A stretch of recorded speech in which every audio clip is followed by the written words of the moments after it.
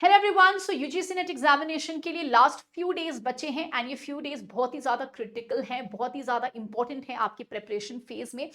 कुछ ऐसी इंपॉर्टेंट चीज़ें हैं जो आपको याद रखनी है जब आप हिस्ट्री का एग्जामिनेशन दे रहे हैं। ठीक है, वैसे तो ये सारी चीज़ें मैं आपको क्लास में याद करवाते रहती हूँ, मल्टीपल टाइम्स रिमाइंड करते रहती हूँ, बट समाव ये कुछ ऐसे टॉपिक्स हैं, कुछ ऐसे एरियाज हैं, कुछ ऐसे ट्रेंड्स हैं जहाँ पे मोस्ट बच्चे गलतियां करते हैं। In due course of mocks and practice sessions I have realised कि बहुत लोगों का ये सेक्शन गलत होता है एंड कहीं ना कहीं यहाँ पे मिस्टेक्स करने की वजह से बहुत सारे मार्क्स हम खो देते हैं। तो ये कुछ चीजें जिसमें आपको ध्यान रखना है इन द लास्ट मोमेंट, काम कंपोज माइंड से आपको एग्जामिनेशन देना है और इन टेक्निक्स को या इन बेसिक चीजों को याद रखना है ताकि आपके मार्क्स लूज आउट ना हो, क्योंकि एक एक क्वेश्चन बहुत ज्यादा इंपॉर्टेंट हो जाता है जब हम इस जीआरएफ की जंग में फोरफ्रंट में आते हैं और जब हमारा टारगेट है to clear JRF and to get a very good score. ठीक है, तो ये कुछ चीजों को याद रखना है। देखो, सबसे पहले एलिमिनेशन मेथड जो है उसको बहुत अच्छी तरीके से यूज करना है। ठीक है, देखो, सबसे पहले हमने क्लास में भी किया है, जितने भी प्रीवियस ईयर क्वेश्चंस मैंने आपको कराया है, ठीक है, इन सारे प्रीवियस ईयर क्वेश्चंस में हमने ये देखा है कि एलिमिनेशन मेथड जो है ये बहुत अच्छी तरीके से यूज हो सकता है। तो जब भी कुछ स्टेटमेंट बेस्ड क्वेश्चंस आएंगे, प्लीज आप सबसे पहले उसमें एलिमिनेशन मेथड ट्राई करोगे। कई बार कुछ ऐसे स्टेटमेंट क्वेश्चंस आएंगे जो मुश्किल होते हैं, आपको लगेगा यार ये 5 पॉइंट में 4 तो पढ़ा ही नहीं है, 2 तो पढ़ा ही नहीं है, and you have always seen maximum time से क्वेश्चन हम सॉल्व कर सकते हैं अगर हम थोड़ा सा लॉजिक और एलिमिनेशन इस्तेमाल करें। तो जब भी कोई स्टेटमेंट क्वेश्चंस आएंगे, प्लीज मेक श्योर करना कि आप उसमें एलिमिनेशन अप्लाई करना। मेनी टाइम्स 5 में से 2 भी पता है तो हमारा आंसर जो है वो निकल जाता है। ठीक है, so be very quick and very smart in elimination. जैसे देखो, ये हमने कुछ पीवाईक्यूज जब आप देखोगे रिसेंटली, तो देखो कैसे सीधे सीधे यहाँ पे हो सकता है। देख रहे हो ये? सो ये वैष्णवाइट नहीं है, शेवाइट है। जब मुझे ये पता है तो सीधा सीधा सी मेरा कट गया। ठीक है, इस तरीके से देखो, विष्णु भक्ति बिकेम इंपॉर्टेंट नयनार्स की वजह से नहीं, अलवार्स की वजह से, तो डी कट गया तो इधर हो गया। देखिए, सीधा एलिमिनेशन करके मेरा आंसर आ गया। ठीक है, अब इधर आओ। ऐसे तो बहुत सारे क्वेश्चंस मैंने आपको कराए हैं, बट ये लास्ट मोमेंट एलिमिनेशन ध्यान रखना है। आप जब भी मॉक टेस्ट सॉल्व कर रहे हो, कोई भी क्वेश्चन सॉल्व कर रहे हो, यूट्यूब सेशन कर रहे हो, डू एलिमिनेशन। कौन से बुक्स है जो अर्लीस्ट रेफरेंस देते हैं राधा का as a beloved of Krishna? तो देखो, अष्टांग हृदय संग्रह, इट्स अ मेडिकल बुक, तो मेरा ए कट गया। तो देख रहे हो, ए कट गया। हर्षचरिता ऑब्वियसली हर्षवर्धना से एसोसिएटेड है, सी कट गया। अब देखो, सीधे सीधे सी काटा, एलिमिनेशन से आंसर आ गया। जैसे ये देखो, रिलीजियस पॉलिसी ऑफ अकबर, हमें पता है इबादत खाना का डेट गलत है, तो मेरा बी गलत हुआ, सीधे सीधे हमने बी को कैंसिल कर दिया, ये हमारा आंसर हो गया। ठीक है, तो प्लीज एलिमिनेशन टेक्निक्स आपको ट्राई करना है। किसी भी क्वेश्चन को देखिए एकदम से परेशान नहीं हो जाना है। बी वेरी स्मार्ट कि भाई मेरे को एलिमिनेशन करना है। जो भी आपको आता है, जो भी फाउंडेशंस आप पढ़ के गए हो, उसके थ्रू स्टेटमेंट्स को पढ़ो एंड जैसे ही होगा तुरंत कोड्स में आओ और देखो कि क्या उससे मेरा कोई ऑप्शन कट रहा है या नहीं। इससे बहुत ज्यादा टाइम मैनेजमेंट होगा, आपका टाइम भी बचेगा, प्लस यू विल सी कितने जल्दी आप क्वेश्चन सॉल्व करते हो। तो सबसे पहले हमें एलिमिनेशन मेथड को काफी स्ट्रॉन्ग करना है एंड कूल दिमाग से एलिमिनेशन करना है। ठीक है, सेकेंड इज ट्रेंडिंग एरियाज पे फोकस करना है। नाउ, मैंने आपको 50 प्लस की ट्रेंडिंग एरियाज की लिस्ट दी थी। ठीक है, आई होप सारे लोगों ने ये लिस्ट देख लिया है। सारे की ट्रेंडिंग एरियाज की मैंने आपको लिस्ट दी थी कि ये तो पढ़ के ही जाना है आपको एज पर द पेपर का demand. So I hope everybody has seen अब की ट्रेंडिंग एरियाज क्या है। जैसे देखो, डायनेस्टीज, कौन से एरियाज में ये डायनेस्टी है, राजा डायनेस्टीज किसके साथ एसोसिएट, देख रहे हो, नेम्स एरियाज एसोसिएटेड। ठीक है, आईएनए हो गया, रूलर एंड रूलर किस एरियाज के साथ ये एसोसिएटेड है। ठीक है, कॉइन्स हो गया। ठीक है, हमारा आईएनए हो गया, प्री आईएनसी एसोसिएशंस हो गया, है ना। ये कुछ ट्रेंडिंग एरियाज है जो आप देखोगे हमेशा पेपर में आते हैं। जैसे हमारा ब्रिटिश एक्सपेंशन हो गया, जैसे हमारे एक्ट्स हो गए। ठीक है, ब्रिटिश एक्सपेंशन का वॉर एंड ट्रीटी वाला एरिया हो गया। ठीक है, आपको पता है मराठा से क्वेश्चन आएगा ही आएगा, है ना, मराठा एडमिनिस्ट्रेशन हो गया। तो there are certain trends in the paper जो कि बहुत ही ज्यादा फॉलो होते हैं। ये सारे ट्रेंड की लिस्ट में आपको दे चुकी थी पहले यूट्यूब पे, आई होप आपने देखा है। अगर नहीं देखा है तो इसको देख के जाओ, क्योंकि अब जैसे क्वेश्चंस आ रहे हैं करेक्ट इनकरेक्ट, कौन सा दो करेक्ट है, कौन सा दो इनकरेक्ट है, इस तरह के ट्रेंड्स पेपर में काफी कॉमन है। तो प्लीज जब हम प्रैक्टिस कर रहे हैं तो अब इन चीजों को थोड़ा ज्यादा ध्यान देंगे, ये नहीं कि डायनेस्टी की बड़ी बड़ी चीजों में रह गए और जो बेसिक है, जो फंडामेंटल है, जो फाउंडेशनल है, वो हम करके नहीं जा रहे हैं। ठीक है, यहीं पे बहुत सारे स्टूडेंट्स गलत करते हैं। जैसे फॉर एग्जांपल आर्किटेक्चर, आर्किटेक्चर का क्रोनोलॉजी हो गया, ठीक है, आर्किटेक्चर का क्रोनोलॉजी हो गया, किसने बनाया है, इयर्स हो गए, आपने बेसिक मॉस्क की लिस्ट देख ली, मस्जिद की लिस्ट देख ली, है ना, ये सब क्वेश्चंस ट्रेंडिंग है। दीज आर जैसे पोस्ट मॉडर्निस्ट के आपने नाम देख लिए, ये सब पेपर में बहुत ही रेलिवेंट सेक्शंस है, बहुत ही कॉमन है, ट्रेंडी है, इसको पढ़ के जाना है। तो ये लिस्ट अगर आपने अभी भी नहीं देखी, इसको देखो, की ट्रेंडिंग एरियाज पे फोकस करना है, लास्ट मोमेंट की अगर वो टॉपिक्स फिर से रिपीट होते हैं, वो ट्रेंड्स रिपीट होते हैं, तो हमारा छूटे ना, और प्रिपरेशन में हम उसको इंक्लूड करके जाएं जो हमको एक एज देगा। ठीक है, नेक्स्ट क्वेश्चंस को प्रॉपरली पढ़ना है। देखो, I have seen lot of students जो क्वेश्चंस को ध्यान से नहीं पढ़ते हैं, ठीक है, और यहां पे बहुत गलती होती है, स्पेशली हिस्ट्री में, wherever there are statements की सारे लोग, ऑल, नन, ठीक है, बट, इफ, नो, ठीक है, ये सब स्टेटमेंट्स में ना ध्यान रखना है। जैसे जो भी क्वेश्चन में लिखा है उसको आराम से पढ़ो, ये नहीं कि मेरे को नहीं आता है तो परेशान हो गए, हड़बड़ी में पढ़ रहे हैं। Many times I have seen, हम लोग जब यूट्यूब सेशंस करते हैं, जब आपने मॉक किया है, जितने लोगों ने मुझे टेलीग्राम पे मैसेज किया है, आप क्वेश्चन को ध्यान से नहीं पढ़ते हो। कई बार क्वेश्चन को ध्यान से पढ़ने से ही मेरा आंसर आ जाएगा, मेरा एलिमिनेशन हो जाएगा। जैसे देखो, ये सारे क्वेश्चन हो गए, गुजरात सिल्क इंडस्ट्री एंटायरली सिर्फ और सिर्फ डिपेंडेंट थी रॉ सिल्क का इंपोर्ट से फ्रॉम चाइना, देख रहे हो, एंटायरली, सिर्फ और सिर्फ। तो देर आर कीवर्ड्स, ठीक है, there are lot of keywords, जो कीवर्ड से आप आराम से एलिमिनेशन कर सकते हो, लेकिन उस कीवर्ड्स के लिए मेरे को क्वेश्चन को प्रॉपरली पढ़ना बहुत जरूरी है। जैसे कौन सी टाइटल है जो शिवाजी ने अज्यूम नहीं किया, कौन सी टाइटल है जो मगध के साथ एसोसिएटेड नहीं है, which of the following is not associated. तो क्वेश्चन को ध्यान से पढ़ना है, आपको आ जाएगा इनमें से कौन सा दो पेयर करेक्ट है, इनमें से कौन सा दो पेयर इनकरेक्ट है। कभी करेक्ट इनकरेक्ट नहीं आएगा, सिर्फ लिस्ट 1 लिस्ट 2 आएगा। तो अगर लिस्ट 1 लिस्ट 2 आता है तो आप किसी भी के साथ मैच कर सकते हो। जैसे फॉर एग्जाम्पल, अगर कोई बुक है वो हुमायूं ने लिखी नहीं है बट हुमायूं के टाइम की है, और कोई बुक है जो अबुल फजल का बुक आ गया, तो डोंट थिंक यार अबुल फजल ने तो बुक लिखी है बट हुमायूं ने तो नहीं लिखी है, तो आपने गलत कर दिया। नहीं, लिस्ट 1 लिस्ट 2 लिखा है, ये नहीं लिखा है कि बुक एंड ऑथर मैच करो, सीधा लिखा है भाई लिस्ट 1 लिस्ट 2 मैच करो।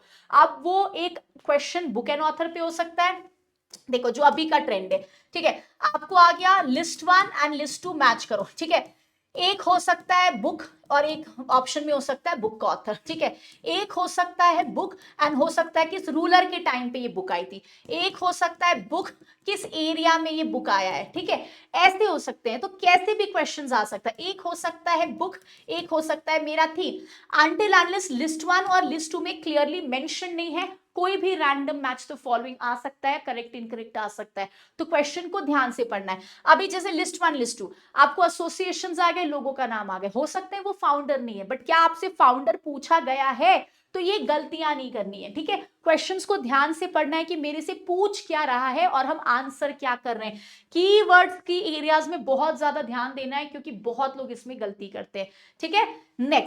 Next comprehension questions. देखो भाई, बहुत लोग कॉम्प्रिहेंशन क्वेश्चंस गलत करते हैं। देखो, हिस्ट्री में दो तरीके से कॉम्प्रिहेंशन आता है। जैसे अगर अभी आपने देखा होगा कि मॉडर्न इंडिया का कॉम्प्रिहेंशन आया था 1 साल पहले, ठीक है, उसमें 5 क्वेश्चन आए थे।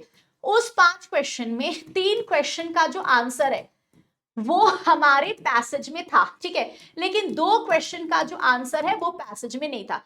सेम वे जैसे ये, अब आप एंशिएंट इंडिया का पैसेज देखोगे तो देखो कॉम्प्रिहेंशन में दिक्कत क्यों होती है। एक तो कॉम्प्रिहेंशन पढ़ने में बहुत ज्यादा टाइम लगाते हैं आप लोग, बहुत ज्यादा टाइम कॉम्प्रिहेंशन पढ़ने में नहीं लगाना है। दूसरा, हो सकता है कुछ क्वेश्चन का आंसर मेरे कॉम्प्रिहेंशन में हो, कुछ का आंसर मेरे कॉम्प्रिहेंशन में ना हो, ये भी हो सकता है। उन क्वेश्चंस को आपको इंडिविजुअली ट्रीट करना पड़ेगा।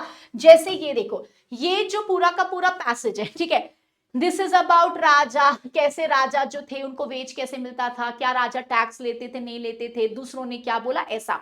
अब इनमें से कौन कंसिडर है द चास्टियर ऑफ राजा। अब अगर आप ध्यान दो तो इसका यहाँ पे कोई आंसर नहीं है, तो कई बार ऐसे पैसेजेस होते हैं कि मैंने ना एक धर्मशास्त्र का कोई पैसेज लिख दिया, मैंने आपको लैंड और रॉयल लैंड पे ना एक कुछ लाइंस दे दी, और जो क्वेश्चंस है मैं उसी से रिलेटेड पूछ रही हूँ, बट उसका आंसर उस पैसेज में नहीं है। उन क्वेश्चंस को आपको इंडिविजुअली ट्रीट करना पड़ेगा, ठीक है। तो ये नहीं कि बार बार पैसेज पढ़ के कनेक्शन बना रहे हो। देखो कई बार होता है passage will give you an idea, जैसे फॉर एग्जांपल मान लो मराठास पे एक पैसेज आ गया, ठीक है, ये पैसेज आपको एक आइडिया दे देगा कि हाँ भाई देखो हम लोग ना मराठा से पूछने वाले हैं और ये टाइम पीरियड है, बस। क्वेश्चंस हो सकते हैं मराठा से आए, बट उसका आंसर पैसेज में नहीं है। तो there will be certain questions के आंसर्स जो पैसेज से निकलेंगे, कुछ होंगे जो नहीं निकलेंगे। वो आपको बस इतना बता रहा है कि देखो भाई ये थीम है, हुमायूं पे कोई पैसेज आ गया, हाँ, आप आगे के क्वेश्चंस हुमायूं की कोई बुक पे आ जाएगी, हुमायूं के टाइम के कोई ऑथर की आ जाएगी, है ना, किसी मॉन्यूमेंट का आ जाएगा। तो दिस इज जस्ट टेलिंग कि देखो भाई मुगल्स पे पैसेज दे दिया, मुगल्स पे क्वेश्चन पूछेंगे। ऑल्सो कभी कभी पैसेज में ध्यान रखना है, कई बार पैसेज में आपको आ जाएगा ये किस बुक में लिखा है, किस ऑथर ने लिखा है। तो हमेशा इसको तोड़ने की कोशिश करो कि भाई ये जो पैसेज है क्या ये सोसाइटी के बारे में बोल रहा है, क्या ये आर्किटेक्चर के बारे में बोल रहा है, ठीक है, क्या ये पॉलिटी के बारे में बोल रहा है ना, किसके बारे में बोल रहा है। फिर बुक्स में आके चेक करो कि इनमें से कौन सी बुक है जो सोसाइटी की, जो आर्किटेक्चर की, पॉलिटी की। कई बार आपसे पूछेगा कि भाई ये ऑथर हैं, ये हिस्टोरियन है, और ये राजा किस राजा के बारे में, तो देखो कि कौन से राजा के टाइम पे वो इतिहासकार था। इस तरीके से हमें थोड़ा लॉजिक इस्तेमाल करना पड़ेगा। जो भी आपने फाउंडेशनल चीजें लर्न की है उसका हमें यहाँ पे ध्यान रखना पड़ेगा, ठीक है। अभी जैसे मान लो मौर्यन के मॉन्यूमेंट्स पे कोई पैसेज आ गया कि बहुत अच्छी मॉन्यूमेंट है, विशाल है, दे विल आस्क यू किसने बोला है। तो आप जब ऑप्शन में आओगे तो यू शुड नो कि भाई फाहिन मौर्यन मॉन्यूमेंट्स के बारे में बोलते हैं। तो अगर उस पैसेज में ऑब्वियसली नाम नहीं है, बट जब हम ऑप्शंस में आएंगे ऑप्शन से अपने को चेक करना पड़ेगा कि अच्छा फाहिन है यही होगा। तो थोड़ा लॉजिक फाउंडेशनल प्रिंसिपल हमें यूज करना पड़ेगा कॉम्प्रिहेंशन में। कई बार उसमें आंसर नहीं होगा, उसको इंडिविजुअली ट्रीट करना है, ठीक है। देन अब आ जाओ क्रोनोलॉजी क्वेश्चन। सबसे पहले भाई क्रोनोलॉजी क्वेश्चन में ना डरना नहीं है, डोंट गेट स्कैर्ड। बहुत सारे ऐसे क्रोनोलॉजी क्वेश्चंस होते हैं बेसिकली एंशिएंट या मिडिवल के, जो रीड करके सिंपल बेसिक लॉजिक से भी सॉल्व हो सकते हैं। आजकल देखो कॉम्प्रिहेंशन क्वेश्चंस थोड़ा बढ़ा चढ़ा के आता है, try to break the question down, ठीक है। क्वेश्चन को थोड़ा ब्रेक करने की आप कोशिश करो। जैसे इधर देखो, Monte-Chelmsford reforms led to transfer of public health sanitation statistics to provinces। Technically ये बोल रहा है कि भाई देखो जो 1919 रिफॉर्म्स है उसके बारे में बात कर रहा है, तो वी नो कि भाई ये 1919 होगा, है ना। इस तरीके से कंफ्यूजिंग चीजों को ब्रेक करो। जैसे ये देखो self respect movement started by की अपने को जरूरत नहीं है, but to create extra pressure ये ऐड कर देते हैं। Satyashodhak Samaj founded by again, तो बेसिक देख रहे हो सिर्फ इतना ही अपने को जरूरत है। सो क्रोनोलॉजी के डेट्स को अच्छे से रिवाइज कर लीजिएगा, ठीक है, उसको मल्टीपल टाइम्स रिवाइज करना है। बी वेरी केयरफुल, कभी कभी बुक्स की क्रोनोलॉजी आ जाएगी, थोड़ा लॉजिक लगाओ कि ये मॉरियंस की किताब है तो ये पहले होगी। हर चीज का डेट ऑब्वियसली आपको याद नहीं होगा, बट थोड़ा पेपर में कूल और काम रह के हमें इन क्वेश्चंस को आंसर करना है, ठीक है।